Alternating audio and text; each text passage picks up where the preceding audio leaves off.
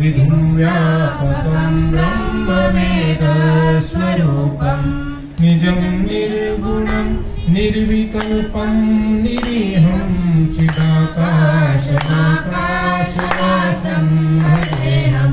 निराकारमोङ्कारमूलं तुरीयं ज्ञानज्योतितमीशं गिरीशं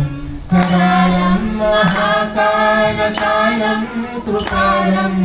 गुणागार संसारपारं नतोऽहं तुषाराद्रिसङ्काश गौरङ्गधीरं मनोभूतकोटिप्रभासी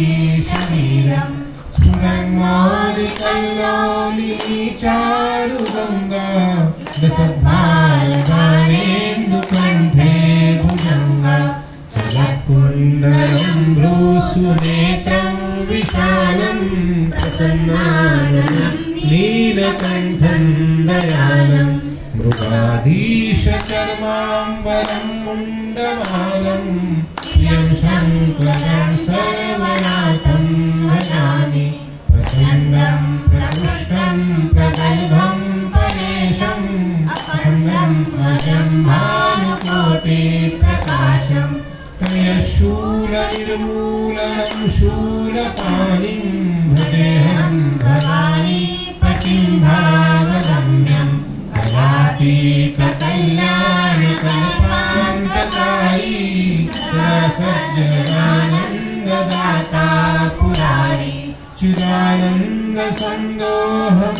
चिदानन्दसन्दोहमोहापहारी प्रसीद प्रसीद प्रभो मन्नतारी दयावत् उमानाथ पादारविन्दं भजन्ति लोके परिवानदानं न तावत् सुखं शान्ति सन्तापनाशं प्रसीद प्रभो सर्वभूताधिवासं न जानामि योगं न जपं दैव पूजां नतोऽहं सदा सर्वदा शम्भुभ्यं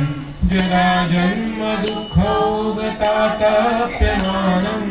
प्रभो पाहि आपन्नमामीश शम्भो प्रभो पाहि आपन्नमामीश शम्भो प्रभो पाहि आपन्नमामीश शम्भो